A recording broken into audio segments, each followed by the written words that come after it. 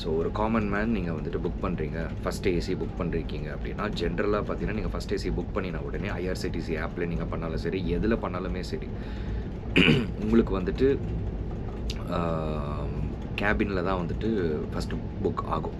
So நீங்கள் என்ன பண்ணணும்னா, நீங்கள் டிக்கெட்டை புக் பண்ணினதுக்கப்புறம் உங்களுக்கு என்னைக்கு ஜேர்னியோ அதுக்கு ஒரு 1 டே பிஃபோர், இப்போ நான் வந்து கிளம்பின்னு இருக்க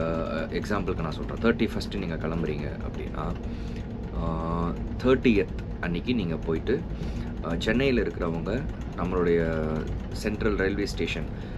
ஸ்டேஷன் ஹப் இல்லாமல் அந்த சதர்ன் ரயில்வேஸ் புக்கிங் கவுண்டர் இருக்கும் இல்லையா, லைக் உங்களுக்கு நம்ம ராஜீவ்காந்தி ஹாஸ்பிட்டலுக்கு ஆப்போசிட்டில் அந்த ஒரு பழைய இன்ஜின் கூட வச்சுருப்பாங்க. ஸோ அந்த பிளாக் அங்கே நீங்கள் போயிட்டு